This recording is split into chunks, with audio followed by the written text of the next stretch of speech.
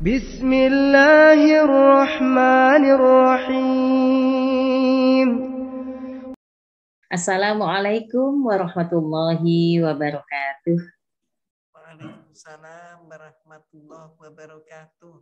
Alhamdulillahirabbil alamin. Alhamdulillahilladzi hadana li hada wa ma kunna linahtadiya laula an hadanallah.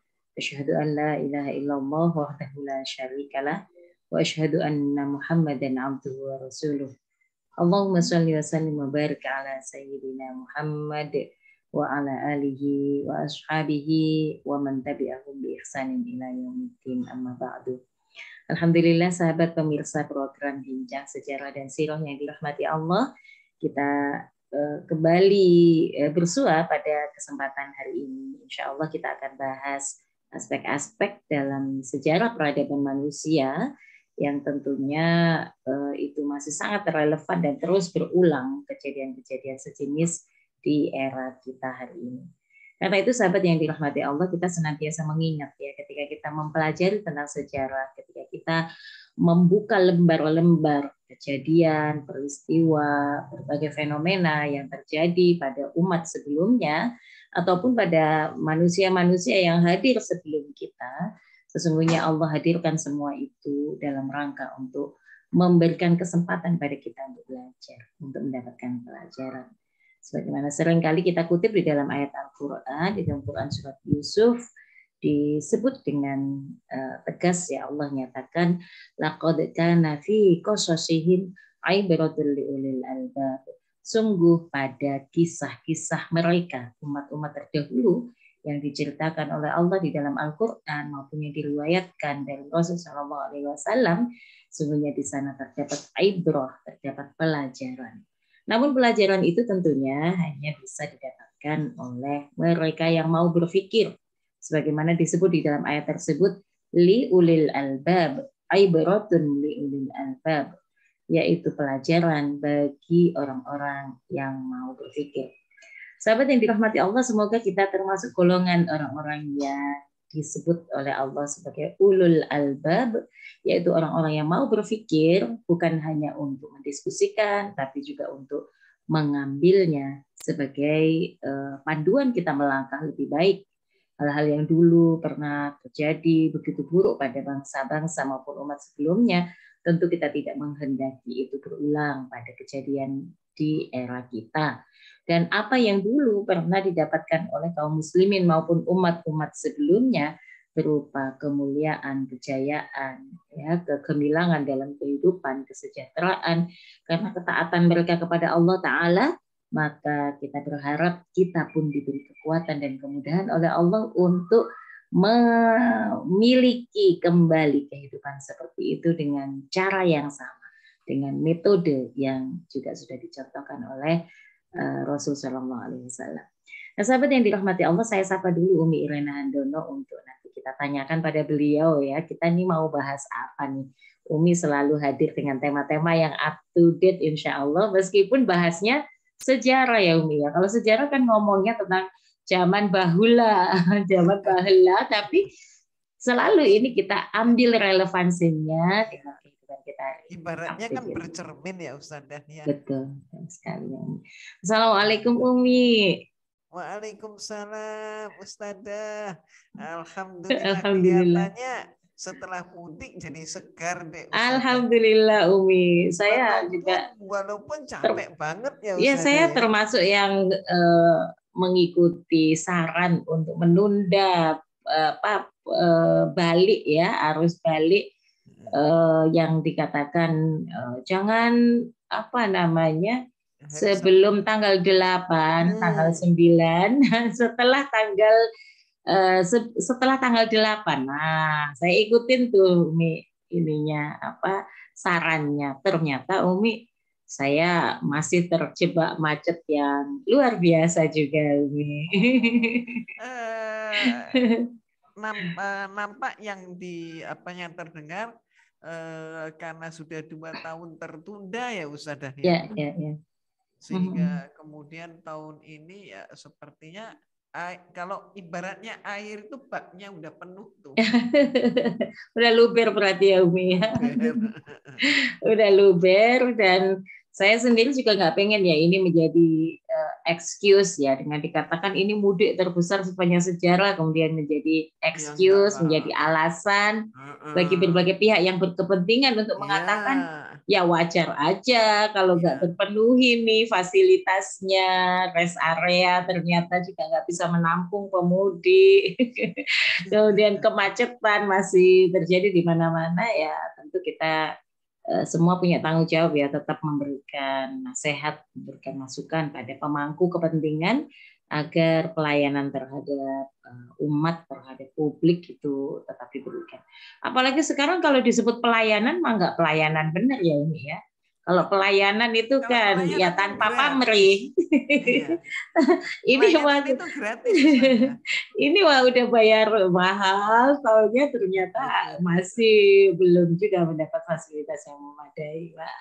Udah deh Umi, kita bahas sejarah aja Umi ya. Iya.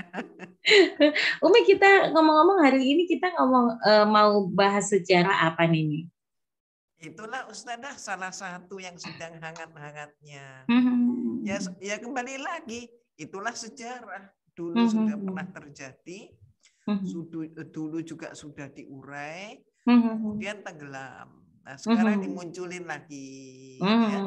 Dan nanti kalau sudah direaksi, ya tenggelam lagi. Kan?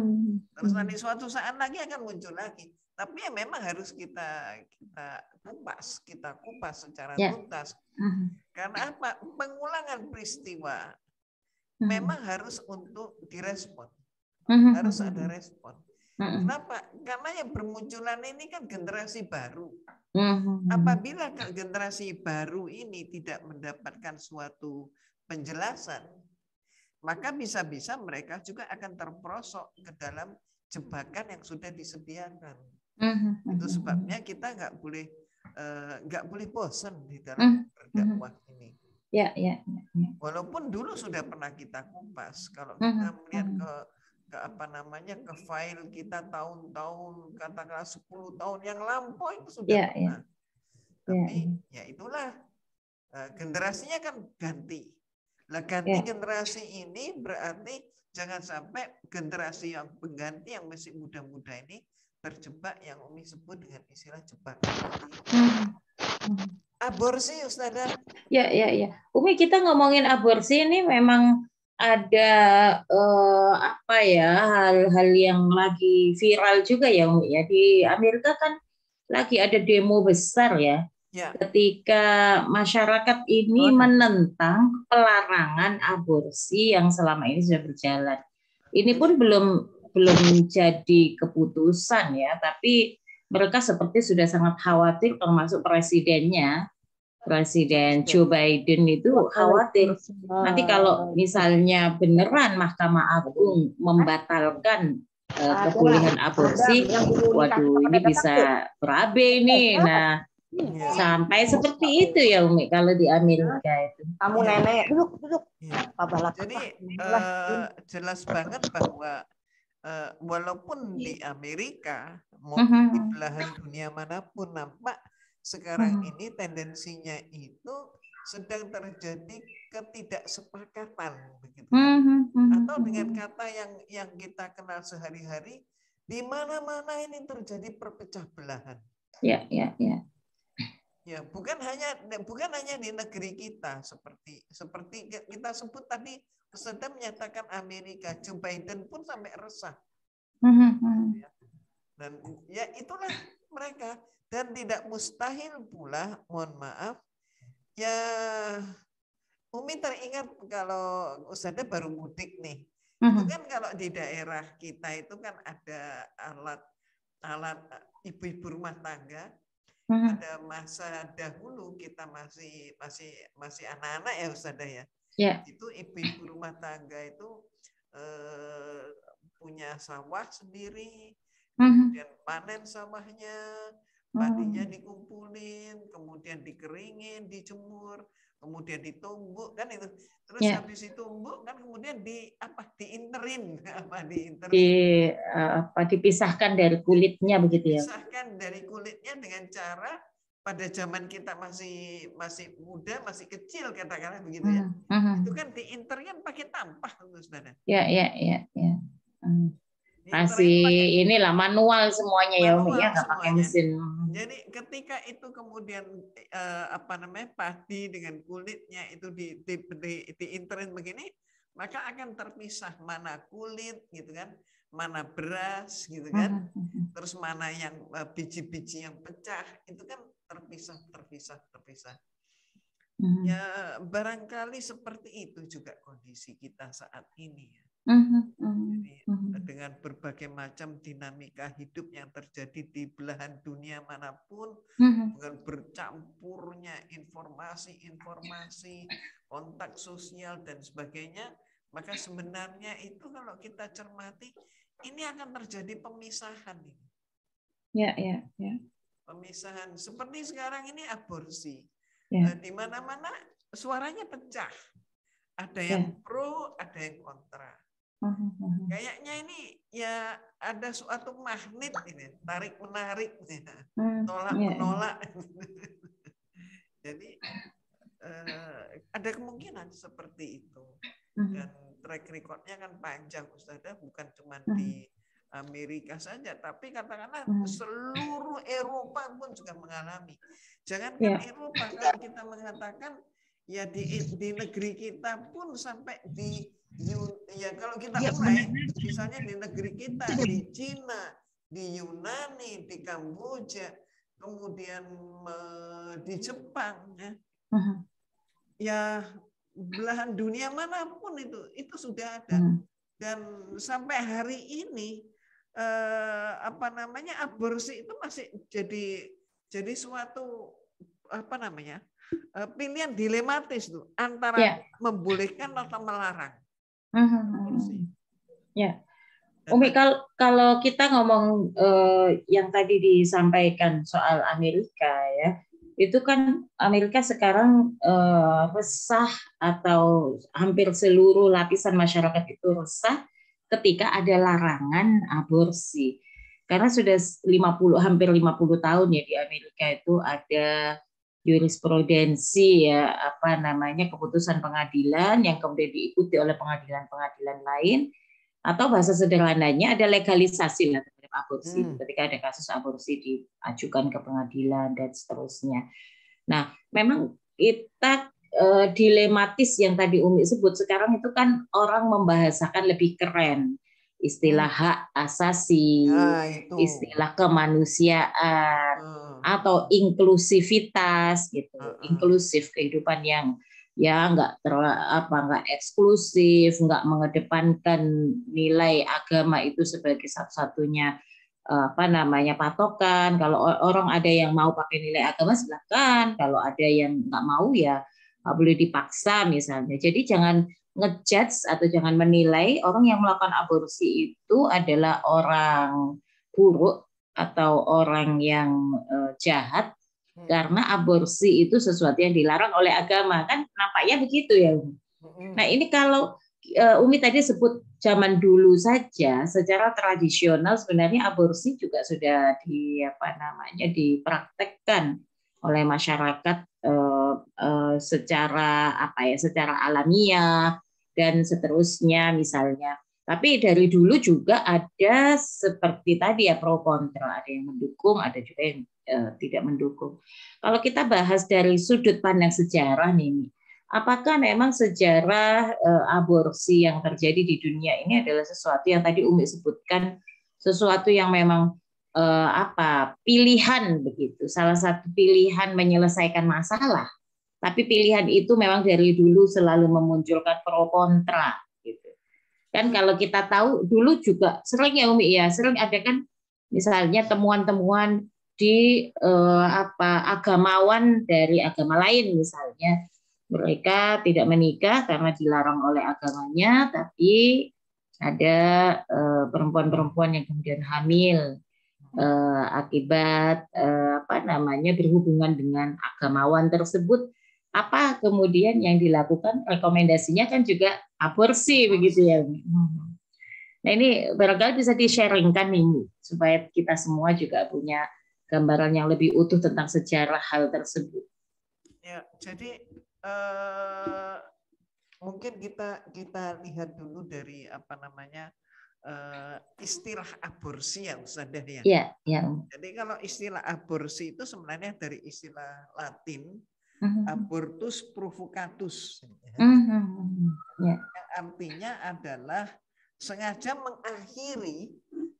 mengakhiri kehidupan kandungan dalam rahim seorang wanita yang hamil. Gitu ya. Jadi sengaja mengakhiri kehidupan gitu ya. Ya. Dalam kandungan rahim seorang wanita yang hamil. Nah, berarti aborsi itu kalau menurut definisi yang ini, abortus itu ya, itu memang sengaja mengakhiri, berarti adalah suatu perbuatan yang diniatkan, disadari, mengakhiri kehidupan. Berarti apa? Membunuh. Ya. Ya, kalau kita kan apa namanya dalam bahasa lugasnya aborsi adalah pembunuhan. Dan itu kita lihat misalnya pada tahun 1980-an di negeri kita, saat itu mohon maaf kalau ada aborsi itu ya disebut melibatkan oknum medis.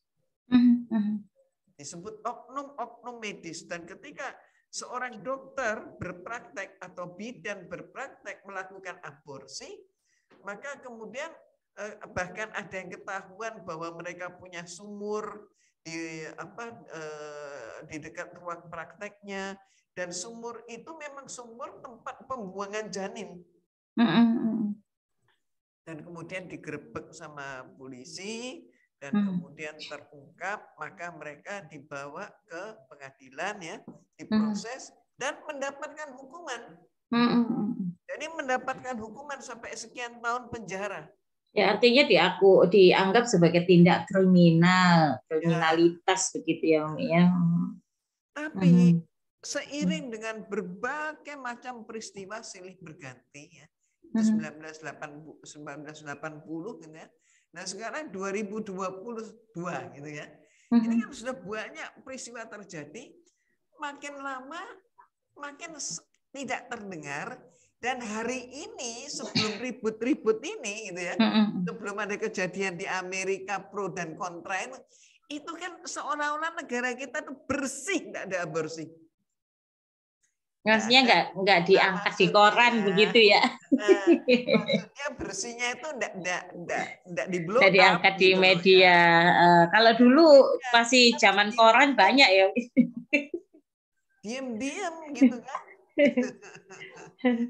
ya itulah yang terjadi. Malah sebelum peristiwa terdengarnya heboh di Amerika ini kan, ya di negara kita juga sudah ada kan nikah sejenis dan sebagainya.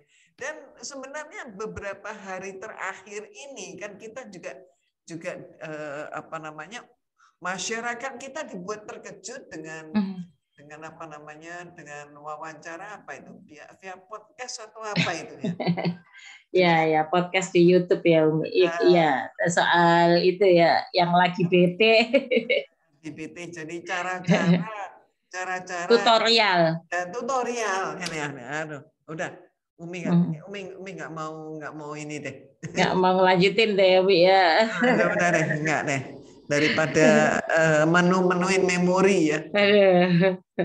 Umi, tapi nih kalau secara umum tadi apa yang Umi sebut abortus provocatus ya, menghilangkan nyawa ataupun membunuh janin secara sengaja gitu ya. Inilah yang disebut sebagai abortus, itu secara umum kan dipandang sebagai sebuah tindak buruk atau negatif. Tapi ngomong-ngomong, apakah ada nih bangsa-bangsa tertentu yang menganggap itu sebagai tindakan yang biasa saja atau bahkan dianggap sebagai sesuatu yang ya bisa memberikan jalan keluar? Karena kan ada juga orang yang mengatakan, kalau menurut para tokoh-tokoh zaman dulu, filosof-filosof itu justru menganggap manusia itu ya baru ada kalau sudah dilahirkan, kalau masih di perut nggak dianggap manusia gitu. Ya, itu yang namanya filsuf, tapi termasuk juga mohon maaf nih, mohon maaf harus diakui filsuf yang bodoh gitu kan ya. Jadi memang benar Ustazah. Jadi orang Yunani misalnya ya tidak memandang perbuatan aborsi itu sebagai perbuatan keji, tidak, apalagi yang sebagai pembunuhan, mereka nggak merasa. Nah, memang benar Ustazah. Jadi filsufnya yang pro aborsi itu siapa? Termasuk Plato. Oh. Ya, dia berpendapat itu bahwa janin belum dianggap sebagai manusia seutuhnya. Gitu. Alasannya begitu. Jadi boleh aja dibuang, boleh aja dia dirusak. Maka mohon maaf Ustazah, kan benar ya, pada zaman itu ya bisa aja mereka pakai ramuan herbal, tapi juga bisa saja mereka pakai benda keras. Jadi ya berarti apa Ustazah? Berarti janin itu sengaja apa namanya? Ditusuk gitu ya, dihancurin gitu. Jadi pakai benda-benda itu otomatis membahayakan si ibu yang melakukan aborsi itu, rawan banget terhadap infeksi dan sebagainya. Belum lagi mereka juga ada yang menggunakan obat-obatan yang mematikan. Lah kalau yang bayinya ya memang jelas dia mau membunuh bayi kan. Tapi secara nggak langsung racun itu kan juga meracuni si ibunya. itu. Oh, udah macam-macam Ustazah. Apa namanya?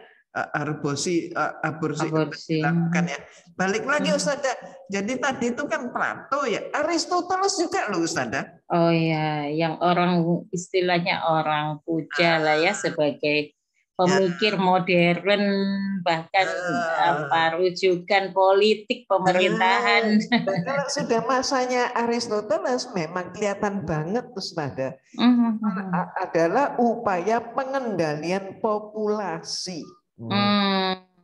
Jadi mereka di zaman itu juga sudah berpikir bahwa manusia dengan jumlah yang banyak itu jadi masalah begitu. Jadi masalah, terutama untuk kaum borjuis bermasalah itu. Jadi jadi pada waktu itu kan masih apa namanya, wilayah mereka itu boleh disebut apa ya, kota ya gitu ya. Jadi bayangin zaman itu masih berbentuk kota. Itu pun negara kota mereka udah mikir ini nggak boleh, ini populasi ini di apa namanya sampai nggak boleh terlalu banyak, nggak boleh terlalu banyak lah gampangannya begitu. Nggak boleh terlalu banyak, maka harus diatur, dan supaya ideal ya maka harus dilakukan aborsi. Dan itu bukan cuma di Yunani kan Ustazah, termasuk di Cina. Makanya orang Cina yang beberapa kali Umi sebutkan itu kan mereka itu membatasi banget kelahiran, tapi karena mereka itu mempunyai suatu keyakinan bahwa anak laki-laki mendatangkan rezeki, maka mereka ini kan kalau milih anak ya laki-laki, dan sila KB keluarga berencana kan itu ya. Maka kalau mereka ini dengan peralatan yang canggih sekarang, ya mereka itu milih anak laki-laki karena mereka cuma boleh jatah sepasang suami istri itu satu anak. Jadi kalau dengan teknologi yang sekarang sudah ada USG ya, berarti kan jadi ketahuan gitu. Oh, kalau perempuan tidak diinginkan gitu ya. Langsung dibuang begitu. Dan ketika kita bahas Ramadan kemarin tentang Uighur, itu kan jelas banget itu. Orang-orang Uighur berarti muslimah di sana atau keluarga-keluarga muslim di sana, bahkan ada yang berjuang untuk menyelamatkan kandungan dan anak-anaknya. Kenapa? Karena kalau ketahuan ya harus diaborsi. Dan itu pun akhirnya orang tua mereka itu kan meninggal di penjara. Ya padahal, nah ini yang perlu kita pertanyakan adalah, lah terus hak asasi manusianya di mana? Di mana? Kemudian pejuang-pejuang hak asasi yang selama ini, misalnya ada satu orang saja dibela habis-habisan, ini ada berapa juta orang, ada berapa juta manusia gitu ya. hak asasi bagi yang menggugurkan kandungan. Ya. Nah, Akhirnya ini begitu. kemudian hak asasi bagi manusia yang bertahan hidup, ini gimana? Apa yang mau bertahan hidup itu nggak punya hak asasi? Ini kan jadinya kayak apa ya? Dagangan permen karet kali. Jadi hak asasi itu bisa ditarik kemana-mana sesuai dengan kepentingan yang ada. Nah, ini kan tidak benar. Dan sesudah itu juga perlu kita pertimbangkan sisi yang lain, yaitu apa? Mereka mengatakan hak asasi, tapi mohon maaf, mereka tinggalkan sebenarnya eksistensi yang ada. Manusia itu sebenarnya diciptakan oleh Allah untuk apa? Untuk memakmurkan bumi, untuk menjadi pengelolanya bumi. Tapi kok mereka pengelola yang nggak bertanggung jawab kan, seperti. Namun Ustazah, ada juga filsuf yang memang menentang tindakan aborsi. Misalnya siapa? Pythagoras. Jadi pengikut Pythagoras ini mengatakan nyawa manusia itu sudah ada sejak pembuahan. Kapanpun aborsi dilakukan, kapanpun kata dia ya, kata Pythagoras, maka berarti menghilangkan nyawa. Jadi membunuh makhluk hidup. Nah kemudian Hippocrates juga demikian. Hippocrates juga menolak metode aborsi. Nah karena apa? Nah alasannya dia karena racun, ya, kandungan racun ya, yang dipakai itu selain meracuni janin juga membahayakan ibunya. Nah ini kemudian Hippocrates ini dia mengatakan bahwa dia tidak akan memberikan obat-obatan yang mematikan walaupun diminta, walaupun didesak. Nah kemudian perkembangan berikutnya aborsi itu memang sempat ini apa namanya sempat dikutuk lah ya. sempat dikutuk. Tapi kemudian kita juga bisa melihat praktek aborsi di Asia Tenggara. Nah, di Asia Tenggara ini kan kita bisa lihat dari relief Angkor Wat Kamboja.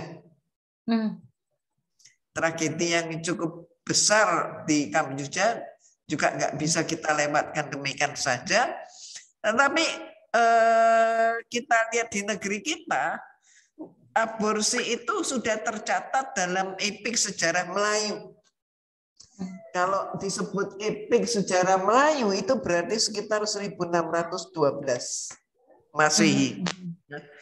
Masa itu sudah ditemukan umbi-umbian, herbal, umbi-umbian, dan juga ditemukan seni pijat. Nah ini kan sampai hari ini di pelosok gitu ya. Di pelosok masih terjadi kan menggugurkan kandungan dengan cara dipijat. Ada tukang pijat khusus untuk menggugurkan kandungan. Nah, ini. Jadi kalau dulu praktek aborsi ini dilakukan di luar profesi medis gitu ya. Tapi ternyata dan awalnya aborsi itu praktek begitu itu marak untuk perempuan yang tidak mempunyai suami. Jadi supaya gimana lah begitu ya, maka diaborsi. Walaupun kemudian masalah ini meningkat dan dianggap sebagai suatu kebiasaan gitu ya. Dan sekali lagi abad pertengahan Ustazah itu sudah jalan ke seluruh Eropa. Ya. Ustazah tadi juga sempat mengatakan tentang apa namanya Kristen ya. Kristen itu awalnya juga menolak kegiatan seksual di luar nikah, gitu ya. Dan kemudian melarang aborsi juga, dan sekaligus mereka juga menginginkan pembatasan jumlah anak-anak. Jadi mereka mengakali tidak perlu aborsi tapi pakai kontrasepsi. Nah kemudian sejumlah negara pun merespon merumuskan aturan pelarangan aborsi. gitu ya. Nah, ketika Eropa itu menjajah Asia Tenggara abad 19, termasuk di Indonesia ini, kolonial saat itu dimulai dari VOC-nya ya. Nah, itu mereka berkelanjutan sampai tahun 1981 itu mengeluarkan undang-undang aborsi. Ya, jadi bahwa menggugurkan kandungan itu menjadi sebuah kejahatan. Tapi peraturan ini hanya bertahan sampai tepatnya dipegang dengan erat itu hanya sampai merdeka. Nah, setelah merdeka macam-macam arus berpikir, arus budaya hidup, ya macam-macam itu menggelontor di tanah air kita, maka sampai yang dulunya itu disebut oknum yang berbuat dan disebut ilegal, tapi kemudian sampai menjadi terbuka terang-terangan. Sampai akhirnya berita itu tidak menarik. Nah, ini giliran berikutnya lagi, ya abad 20 gitu ya. Gerakan pro aborsi ini kembali menguat. Seirama dengan menanjaknya popularitas daripada kaum feminisme di barat. Ya, benar. Terus jadi kayak misalnya Amerika juga membolehkan aborsi tapi dibalut alasan medis. Itu awalnya ya, awal abad 20. Tapi yang sekarang ini kan enggak. Maka mereka ini memaksakan ya pokoknya aborsi itu hak asasi. Sampai-sampai begitu ya, sampai-sampai ini sudah berlangsung kurang lebih 20 tahun ada Ustazah. Jadi di negara-negara Amerika maupun juga di Eropa itu bahkan karena demikian mereka mengagungkan asasi ya, sampai misalnya anak-anak remaja mereka itu mau malam mingguan gitu ya, ibunya pesan, oke nak, kamu silakan kencan, tapi jangan lupa ya bawa kondom. Nah ini, jadi mereka nggak melakukan aborsi tapi kontrasepsi gitu ya. Terus kemudian anak juga nggak malu dan tidak merasa bersalah, dan ibunya berterima kasih. Anaknya pun bilang, oke mam, saya selalu bawa, tapi mama juga jangan lupa ya, saya nggak mau punya adik lagi. Jadi apa? Ibunya diingetin juga supaya bawa. Gitu. Dan itu di masyarakat mereka untuk kalangan mayoritas itu dianggap sah-sah saja, itu baik-baik saja. Terus kemudian di Eropa Timur sampai Jepang, Ustazah. Jadi Jepang itu mereka melegalkan aborsi itu alasannya pembatasan jumlah penduduk. Karena sesudah Perang Dunia yang kedua, Jepang mengalami masalah kependudukan dan sekaligus masalah tempat tinggal dan masalah pekerjaan. Jadi karena alasan ekonomi begitu ya, maka aborsi itu dibolehkan. Terus tahun 49 Jepang ini menjadi negara pertama yang melegalisasi aborsi. Ya. Nah, sejak saat setelah Perang Dunia Kedua, karena diaborsi, maka tingkat kelahiran juga menurun drastis.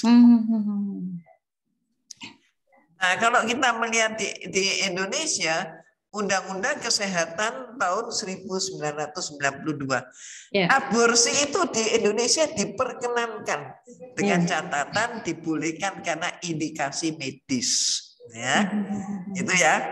Tapi di kota-kota besar praktek aborsi itu dengan mudah diperoleh. Gitu. Jadi kalau zaman dulu ya ini pasang surutnya begitu, tapi sekarang ini ya sudah, omongan aborsi itu kayak apa ya? kayak hilang tertiup angin, bukan karena nggak ada, karena sudah terbiasanya. Tidak dianggap sebagai problem moralitas lagi. Jadi dulu mungkin orang menganggap itu sesuatu yang tabu, sesuatu yang harus disembunyikan dari hadapan masyarakat.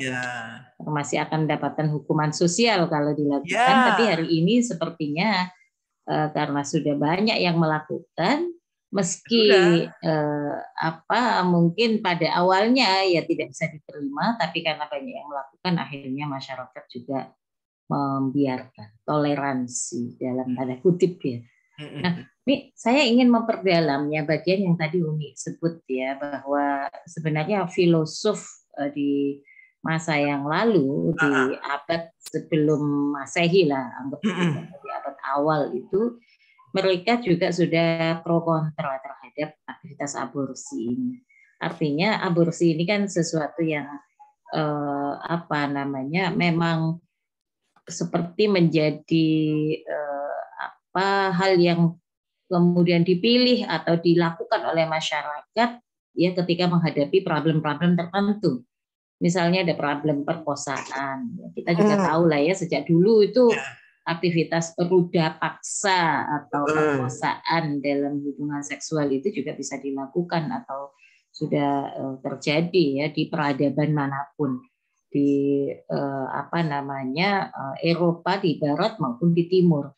Nah, tapi kemudian orang di masa-masa berikutnya seperti menggunakan apa yang disampaikan oleh para filosof-filosof tadi, baik yang pro maupun yang kontra terhadap aborsi ya, untuk membenarkan tindakan mereka. Misalnya kalau tadi Umi sebut Plato mengatakan aborsi ya jangan dipandang negatif dong, itu kan memang sebuah pilihan untuk dilakukan, dan apa yang dihilangkan itu juga bukan manusia loh, itu belum manusia gitu. Kalau sudah lahir, nah itu baru disebut manusia. Maka kemudian mereka mengambil seperti esensi dari pernyataan tersebut bahwa ini nggak menentang atau nggak bertentangan dengan hak asasi manusia karena memang manusianya belum terbentuk secara sempurna. Kemudian di sisi yang lain juga mereka mengambil pendapat yang kontra terhadap aborsi yang tadi Umi sebutkan, misalnya Pythagoras, dia katakan itu bisa seperti membahayakan karena apa? Karena di era yang lalu orang melakukan aborsi itu masih menggunakan cara-cara maupun teknologi yang sangat sederhana yang masih menyisakan persoalan misalnya ancaman terhadap nyawa, karena ya jelas ya yang dilakukan itu bukan sesuatu yang alami tapi sesuatu yang memaksa, dan yang dipaksa itu adalah organ-organ yang sangat vital dan sangat besar linkage-nya atau hubungannya dengan penyelamatan nyawa kan begitu ya. Nah, kemudian di era modern, kalau kita bicara era modern ini, oke lah orang sebut era setelah manusia menemukan banyak sekali temuan-temuan ilmiah, kemudian teknologi juga berkembang. Di saat yang sama, pemikiran manusia tentang nilai benar dan salah itu juga sudah semakin melebar rentangnya. Yang benar seperti apa, yang salah seperti apa, itu juga sudah semakin ambigu. Orang kemudian dihadapkan pada sebuah arus yang disebut liberalisasi. Mungkin bagi sebagian Muslim liberalisasi itu masih dianggap ya disebut liberal saja sudah negatif gitu ya. Tapi kan sudah banyak sekali orang yang menganggap bahwa jangan klaim dulu liberal itu negatif, karena liberal itu juga bisa bermakna positif kalau liberal itu digunakan untuk kepentingan-kepentingan yang lebih esensial tadi, atau kepentingan-kepentingan yang lebih substantif, misalnya penyelamatan hak asasi manusia, inklusivisme, kesetaraan, dan seterusnya. Itu dianggap sebagai sesuatu yang lebih substantif, bahwa kebebasan atau liberalisasi arus kebebasan ini sesuatu yang positif. Sama seperti kalau hari ini kita bicara tentang aborsi, itu kan selalu muncul apa yang disebut sebagai kelompok pro-life dan pro-choice begitu ya Umi. Ada yang pro atau mendukung kehidupan, dan ada yang pro choice, mendukung pilihan atau kebebasan. Jadi orang mengaborsi itu pilihan, harusnya dihormati dong. Karena kan ini bukan sekedar orang itu harus menanggung sebuah kesulitan selama hamil, kemudian resiko-resiko, kan orang hamil juga pasti ada kondisi kesehatan yang berbeda, ada juga resiko di hadapan masyarakat ketika misalnya nggak punya suami tapi hamil, dan seterusnya. Bukan hanya soal itu, tapi kalau seseorang itu tidak benar-benar menghendaki kehamilannya, bukankah nanti itu adalah juga semacam menghilangkan hak anak. Hak anak untuk apa? Hak anak untuk mendapatkan kasih sayang, hak anak untuk mendapatkan pemenuhan kebutuhan ekonomi, dan seterusnya. Kalau orang sudah menghitung bahwa secara ekonomi dia tidak akan sanggup menghidupi manusia yang baru karena kehidupan di zaman kapitalistik ini juga begitu berat, ya mending dia aborsi daripada dia melahirkan anak-anak tidak cukup mendapat kebutuhan ekonomi dan tidak cukup mendapatkan kasih sayang, perhatian, pendidikan, dan seterusnya. Ada yang pro choice seperti itu, tapi ada yang pro life ya, dengan alasan apapun. Hak manusia yang pertama adalah hak hidup, maka nggak boleh dong dibunuh. Jadi ini kalau kita lihat kan sekarang memang menjadi lebih berat bagi masyarakat untuk berada di pihak kebenaran, karena yang ada adalah dua pilihan yang seolah-olah masing-masing itu sama bijaknya begitu. Yang pro life itu juga ada argumentasinya, yang pro choice atau pro kebebasan itu juga punya argumentasi. Nah, ini kalau kita kembali kepada seorang muslim, tentunya landasan pertama bagi kita adalah menengok ya sahabat ya, bagaimana sih sebenarnya tuntunan Allah Ta'ala terhadap persoalan ini. Nah, termasuk ini kan Ustaz yang sedang kemarin itu masih populer itu child free ya. Jadi, bebas anak itu ya, nggak pengen punya anak. Oke, tapi anak enggak. Ya. Berarti ini memang ada dua. Kalau saya ambil intisarinya, sebenarnya memang ada dua hal ya Umi ya. Yang pertama itu tentu kita memang harus memahami bahwa ada arus liberal tadi, ada arus mendorong manusia untuk mengedepankan pertimbangan-pertimbangan akal, pertimbangan-pertimbangan yang disebut rasionalitas, pertimbangan yang ya sebenarnya batasnya tipis banget ya Umi, antara rasionalitas, akal, ataupun hawa nafsu. Ya, itu kemudian pada sisi yang lain kita juga tidak bisa memungkiri ada kondisi-kondisi yang memang secara faktual itu seperti membenarkan kalau orang nggak pengen punya banyak anak. Kenapa? Ya susah hidup hari ini.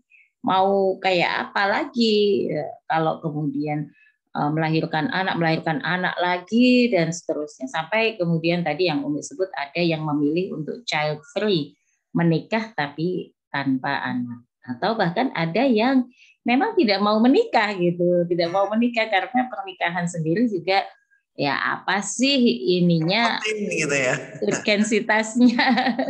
Urgensitasnya apa? Ingin mendapat perlindungan? Ya, nggak ada jaminan. Justru kadang orang mengalami KDRT dalam pernikahan.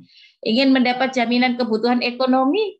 Ya, enggak juga. Dan seterusnya. Jadi, ini kalau ngambil dua poin ini, jangan-jangan kaum muslimin di negeri ini yang mayoritas atau yang merupakan penduduk muslim terbesar di dunia itu juga tidak bisa menghadirkan sebuah gaya hidup atau sebuah potret masyarakat yang benar gitu, karena ya tadi terpengaruh juga oleh arus-arus yang ada.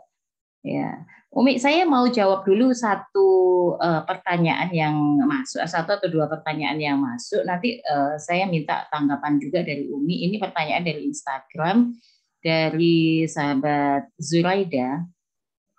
Sebenarnya aborsi dalam Islam itu hukumnya apa? Saya pernah dengar kalau sebelum ditiupkan ruh dan untuk menyelamatkan ibunya, maka itu tidak apa-apa aborsi. Nah, ini nanti kita akan bicara poin apa namanya hukum syariat atau hukum fikih tentang masalah aborsi ini memang agak berbeda dari apa yang tadi kita bahas tentang arus pemikiran nih sahabatnya.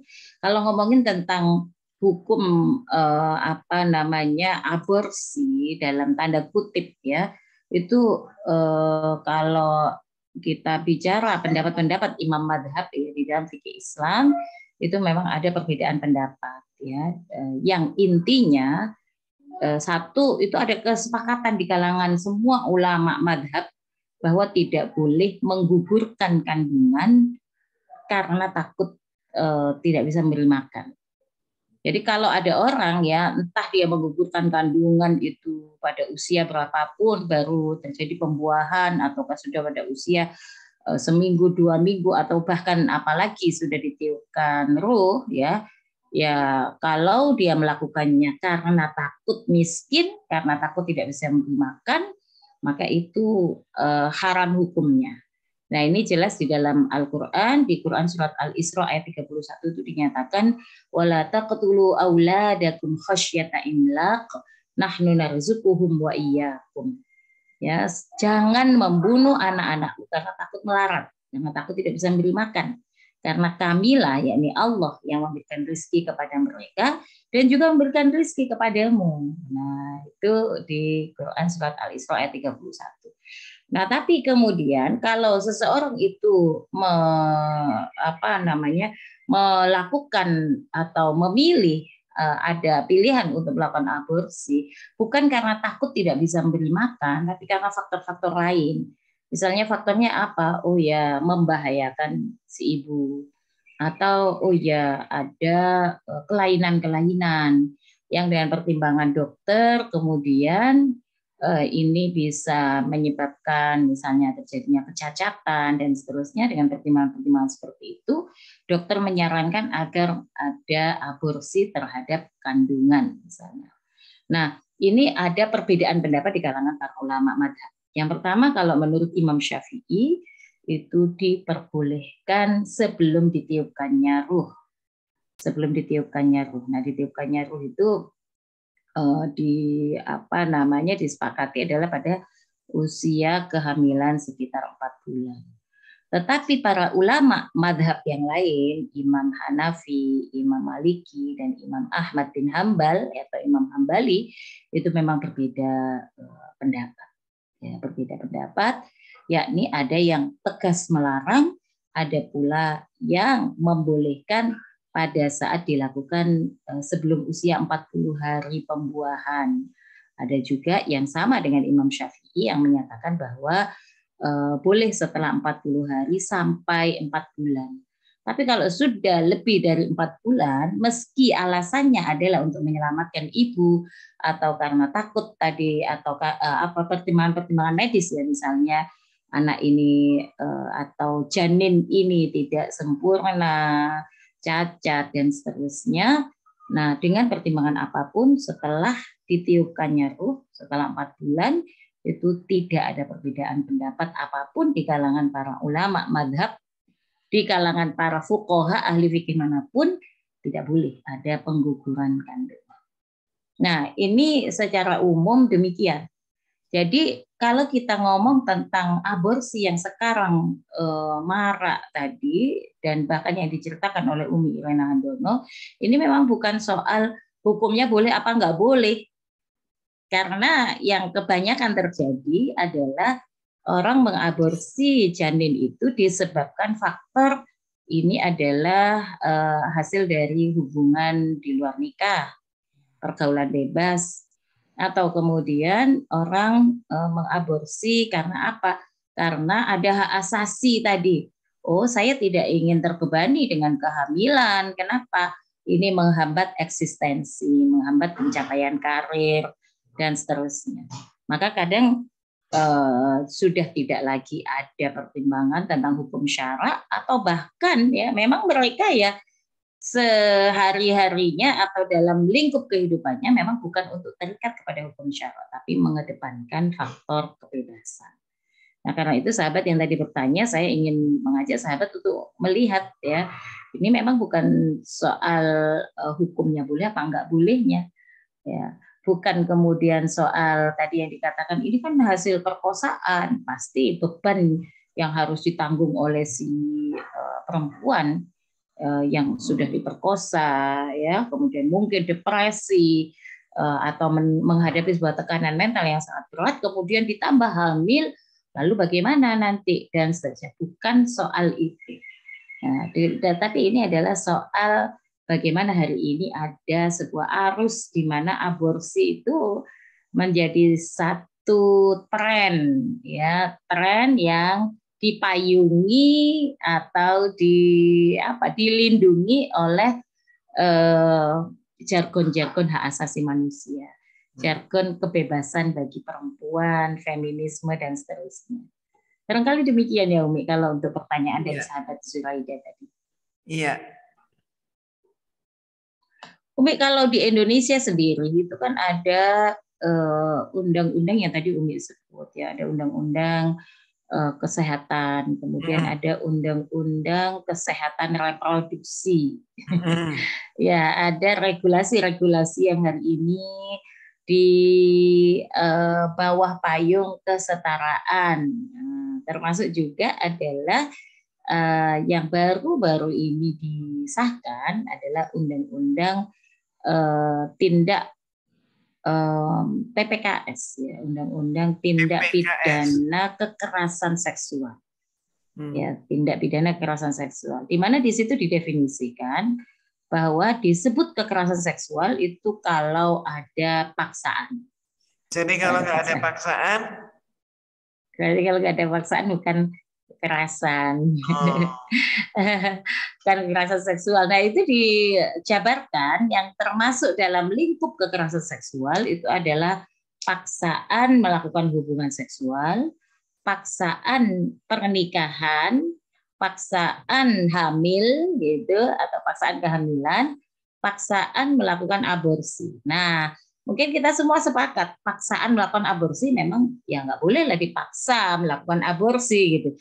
Tapi kalau paksaan kehamilan ini nampaknya tidak terjadi pada hubungan di luar nikah ya Umi ya. Biasanya yang pengen hamil itu yang ada dalam hubungan pernikahan. Betul. Jadi makanya waktu rancangan undang-undang ini digodok kan dari kelompok-kelompok masyarakat, dari ormas Islam, ya, termasuk saya juga berkomentar banyak lah tentang itu, dan saya sampaikan juga pada legislator, pada beberapa legislator di fraksi yang berbeda. Itu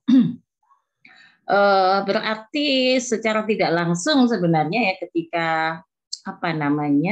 suami istri itu misalnya ya tidak sepakat untuk mendapatkan keturunan, yang satu pengen child free, yang satu pengen punya anak.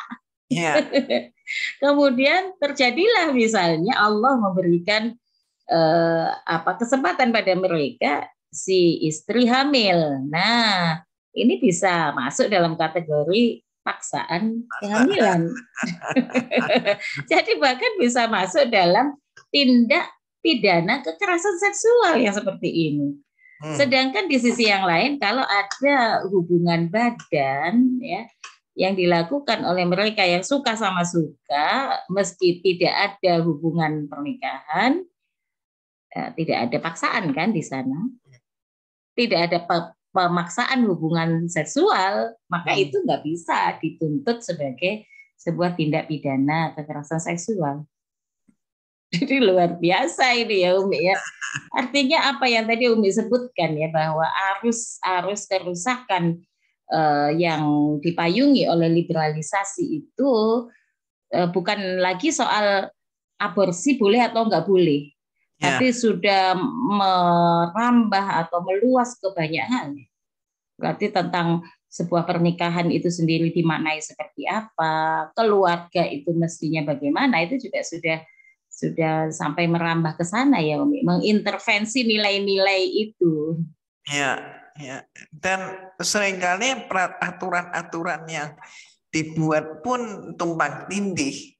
Sebagai contoh saja kalau Ustazah tadi kan, kalau misalnya ini si laki dan si perempuan tanpa ada paksaan tapi dengan gairah mereka melakukan persetubuhan, maka ini gimana? Berarti nggak ada paksaan dong. Nggak bisa diperkarakan secara bisa diperkarakan. Berarti kehamilan mereka gimana? Karena nggak ada yang dipaksa. Apa diaborsi juga? Ya. Ya kalau tidak diinginkan ya diaborsi gitu. Jadi kan tumpang tindih nih pemahamannya. Kalau di atas namakan tidak ada paksaan kan berarti tidak diaborsi. Tapi kan tumpang tindih, nanti mereka alasan juga. Nah ini kan hak asasi. Iya,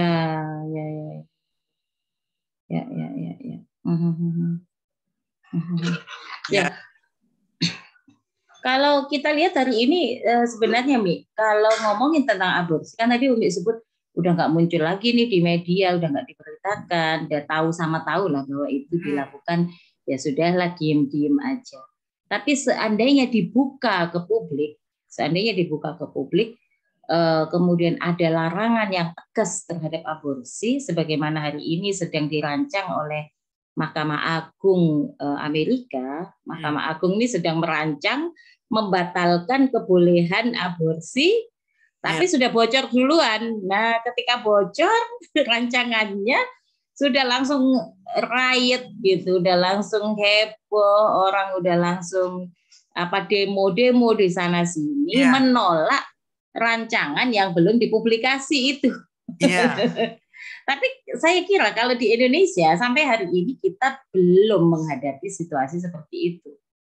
Ya kan, kalau kita ngomong tentang aborsi, apakah itu sesuatu yang legal? Kayaknya masih ya bisik-bisik lah. Ya legal lah untuk keperluan tertentu, untuk yang membutuhkan, jangan dipandang negatif. Tapi kalau dilegalkan untuk semua orang, kayaknya sekarang belum ya. Tapi nampaknya kita juga harus hati-hati gitu ya, dan mewaspadai ini sebagai sebuah bahaya juga. Kalau di Amerika bisa terjadi semua orang menentang pelarangan aborsi, bahkan presidennya saja juga menentang pelarangan aborsi itu karena alasan kebebasan. Nanti kalau aborsi dilarang, berarti orang nggak bebas untuk memilih, orang nggak bebas untuk LGBT atau hubungan sesama jenis, berarti orang akan dihambat kebebasan-kebebasan. Nah ini kita tahu ya sahabat ya, itu yang harus kita waspadai ke depan ya, bahwa memang ini bukan soal yang sekarang saja. Ada misalnya yang promo-promo dalam tanda kutip ya, ada kampanye-kampanye, apakah kampanye kebebasan, kampanye aborsi, kampanye ya yang tadi Umi sebutkan, LGBT sampai ada tutorialnya dan seterusnya. Ya, ini bukan soal viral, kontroversi, ya bukan hanya soal itu, tapi ini juga soal bagaimana kita menyikapinya dengan tegas menentangnya. Kalau nggak ada yang tegas menentang, nggak ada yang komen dan memberikan tanggapan yang memadai, ya pastilah kemudian yang promo-promo kerusakan ini, kampanye-kampanye kerusakan ini akan terus berjalan. Di saat yang sama, memang masyarakat kita hari ini tidak cukup terbentengi dengan moralitas, apalagi dengan keterikatan terhadap ajaran agamanya itu Islam. Nah, ini nampaknya sesuatu yang mungkin terjadi di negeri yang lain, terjadi kalau dalam bahasa Umi tadi ya, dalam sejarah itu memang juga pro kontra itu terus terjadi, tapi kita tidak boleh menganggap ringan persoalan ini ya sahabat, ini harus kita sikapi secara sangat serius. Nah ini ada lagi nih satu pertanyaan barangkali ya, karena waktu kita juga sudah cukup. Nah, ini menurut pandangan Umi, kenapa atau bagaimana kita mengambil pelajaran kalau di dalam agama lain tadi ya ada larangan untuk melakukan hubungan seksual atau larangan pernikahan lah, mungkin disederhanakan seperti itu. Larangan pernikahan, tapi kemudian malah menumbuh suburkan aborsi karena dilarang menikah tapi tetap tidak bisa mengendalikan hawa nafsu lah, atau nggak bisa mengendalikan naluri kebutuhan seksual itu. Nah, ini kalau Umi berikan semacam iktibar atau pelajaran ya. Apa sih pelajaran yang bisa kita dapatkan dengan agama kita itu memberikan tuntunan tentang pernikahan, tuntunan tentang punya anak, termasuk juga tuntunan tentang bagaimana memperlakukan kandungan itu. Iya. Nah, kalau kita mengamati dengan seksama, apa sih tujuannya nikah itu? Gitu kan ya. Jadi pada intinya oleh Allah kita ini ditakdirkan ya, mempunyai naluri untuk senang dengan lawan jenis. Diberi naluri itu supaya tidak ada rasa berat bagi kita untuk kemudian melakukan suatu perbuatan yang disahkan, yaitu pernikahan.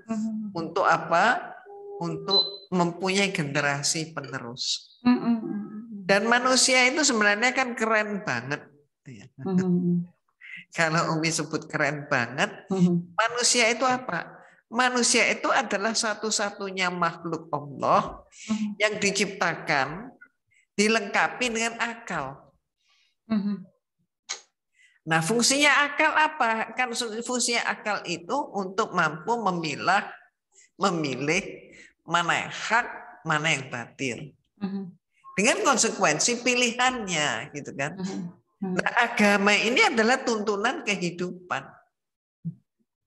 Ketika manusia yang oleh Allah diberi akal, yang membedakan dia dengan semua makhluk yang lain, maka kemudian diberi tuntunan kehidupan. Kalau tuntunan kehidupan itu dipenuhi, maka insya Allah disitulah kita akan mendapatkan kehidupan yang aman, nyaman, tenang, tentram, adil, makmur. Semuanya terpenuhi. Keseimbangan itu ada. Gitu. Tapi ketika kemudian kita ngotak-ngatik gitu ya, ngotak-ngatik, kita merasa kita bisa ngakalin begini, begitu, membuat aturan sendiri begini, begitu. Ya itulah yang kacau. Maka keseimbangan kehidupan ini terganggu. Karena apa? Ya karena ulah manusia sendiri.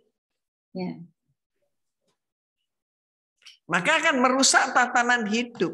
Lah kalau sudah merusak tatanan hidup, mestinya ya kita introspeksi, kan kita ini yang membuat seperti ini, huru hara ini. Tapi kok nyalahkan, mohon maaf, kitanya merasa mohon maaf, ada yang merasa bener banget gitu kan, seolah-olah mengatakan Allah itu ngerti apa gitu kan. Itu tadi yang sampai mohon maaf Umi tadi sebelum kita mulai berbicara itu kan Umi sempat menyampaikan yang namanya ada aliran baru gitu, yang mengatakan bahwa deisme itu yang mengatakan itu alam semesta ini diciptakan oleh sesuatu kekuatan besar yang ikhlas, sementara Allah itu nggak ikhlas, loh kan ngawur banget. Yang tanpa pamrih tadi. Nah, jadi alhamdulillah dengan pertanyaan yang masuk ini, terima kasih atas kepada penanya, maka jelas banget kan.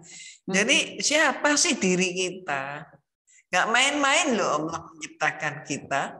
Gak ada loh istilah kebetulan. Gak ada loh misalnya kebetulan. Karena suami menggauli istri, kebetulan dia menggauli, maka kebetulan terjadi pembuahan. Gak ada anak kebetulan itu, gak ada. Itu ya Ustazah ya. Jadi syukurilah. Dan kalau kita taat, insya Allah tatanan kehidupan pun akan indah, akan membahagiakan. Yang menjadi tidak bahagia ini kan karena ketidaktaatan. Nah, kalau sudah tidak taat, apalagi zaman sekarang, ketidaktaatan itu bisa diperjuangkan seolah untuk dianggap yang tidak taat itu dianggap benar. Dan jargonnya macam-macam kan Ustazah. Seperti Ustazah tadi mengatakan, jargonnya yang paling laris sekarang ini apa? Jargon apa? Hak asasi manusia. Nah ini mohon maaf, ayo kita hati-hati banget ya. Jangan sampai kita terkelabui di situ. Ya. Silakan Ustazah. Ya, dan barangkali itu yang tadi disampaikan oleh ya, Sahadat, yang melengkapi apa yang tadi saya komentari ya, bahwa memang hari ini paham kebebasan itu sudah semakin luas dimensinya, pengaruhnya. Ya. Kalau kita lihat banyak juga di antara masyarakat di negeri-negeri Muslim termasuk di Indonesia yang mereka tidak bisa membedakan mana itu harus kebebasan dan mana aspek-aspek lain. Misalnya kalau ngomong tentang aborsi itu sering alasan kesehatan yang dikemukakan, alasan kemanusiaan. Misalnya orang yang diperkosa masa iya tidak ada hak aborsi. Maka berjuanglah mereka ya mengusahakan agar ada hak aborsi untuk mereka yang menjadi korban perkosaan. Tapi muncul persoalan baru, korban perkosaan ini dibuktikan dari apa gitu. Apakah benar memang itu perkosaan ataukah sebenarnya pada awalnya suka sama suka, tapi kemudian hari ketika terjadi kehamilan ternyata mengaku-ngaku diperkosa misalnya. Nah, ini ada persoalan lagi yang muncul. Ini kita lihat ya perbincangan atau diskusi, perdebatan, bahkan dalam tanda kutip perjuangan yang dilakukan oleh banyak aktivis itu seputar tadi mencari hak aborsi untuk mereka yang merupakan korban perkosaan. Nah, nanti kita akan temukan bahwa di era hari ini yang disebut korban perkosaan itu bukan hanya mereka yang tidak terikat hubungan pernikahan. Tapi dalam sebuah hubungan pernikahan itu juga ada diistilahkan perkosaan di dalam pernikahan. Nah, ini juga sudah menjadi satu tren global ya. Lembaga-lembaga dunia itu juga menggunakan istilah tersebut, yaitu marital rape, perkosaan di dalam pernikahan. Artinya apa? Apa yang dilakukan oleh suami terhadap istrinya itu boleh jadi istrinya tidak menghendaki karena berbagai faktor, misalnya karena tidak siap, karena alasan bermacam-macam alasan, maka itu bisa dikategorikan sebagai perkosaan di dalam pernikahan, dan seorang laki-laki sebagai suami bisa dilaporkan oleh seorang perempuan yang menjadi korban perkosaannya, padahal statusnya adalah istrinya sendiri. Nah, ini kemudian hari ini di negeri kita itu belum ada legalisasi atau belum ada undang-undang yang menyetujui adanya istilah perkosaan di dalam pernikahan. Tetapi dari undang-undang baru yang tadi saya sebutkan, yaitu undang-undang tindak pidana kekerasan seksual TPKS yang baru sebulan kemarin disahkan, itu ada peluang diperluas atau difahami adanya perkosaan di dalam pernikahan. Nah, sahabat yang dirahmati Allah, soal aborsi itu juga tidak jauh berbeda dari itu. Di lembaga-lembaga internasional milik PBB ya, UN Women, Badan PBB untuk perempuan ataupun organisasi-organisasi PBB sejenis, itu mereka bahkan membuat banyak sekali istilah-istilah terkait kehamilan. Ada yang disebut dengan unwanted pregnancy atau kehamilan yang tidak diinginkan. Tapi ada juga istilah unintended pregnancy, yaitu kehamilan yang tidak diniatkan. Ya, tidak diniatkan. Jadi istilah-istilahnya saja sudah bermacam-macam. Dan sayang sekali hari ini banyak juga aktivis yang latar belakangnya itu beragama Islam, mereka turut mempopulerkan itu seolah-olah memperjuangkan keadilan, kebaikan, dan hak asasi bagi kaum perempuan. Nah, ini sangat penting ya sahabat untuk kita ketahui, karena kita semua ada di arus di mana kebebasan hak asasi manusia dan jargon-jargon sejenis itu sudah melebihi agama ya. Jadi kadang disucikan melebihi agama, itu lebih tinggi derajatnya dibandingkan ayat-ayat suci dari Allah Ta'ala. Barangkali itu sahabat yang dirahmati Allah, semoga kita mendapat manfaat dari pembahasan atau perbincangan kita sore hari ini. Yang jelas kita belajar sejarah dalam rangka untuk membangun kembali kejayaan dan kemuliaan kaum muslimin insya Allah. Dan kita juga mempelajari bermacam-macam tingkah pola serta fenomena manusia di zaman-zaman sebelumnya. Tentu saja supaya kita mendapatkan pelajaran agar tidak terulang terjebak di lubang yang sama dan menuju pada kehancuran kehidupan. Saya sampaikan jazakumullah khairal jaza untuk sahabat yang sudah bergabung, dan tentu sangat khusus saya sampaikan jazakumullah jazakillah khair untuk Umi Irana Handono. Umi, kita nanti sharing lagi ya Umi soal hal-hal seperti ini di episode-episode berikutnya. Insya Allah. Kita tutup bersama-sama sahabat dengan bacaan istighfar dan doa. Astagfirullahaladzim. Astagfirullahaladzim. Astagfirullahaladzim. Subhanakallahumma bihamdika asyhadu an la ilaha illa anta astaghfiruka wa atubu ilaik. Alafu minkum ihdinas siratal mustaqim. Wassalamualaikum warahmatullahi wabarakatuh.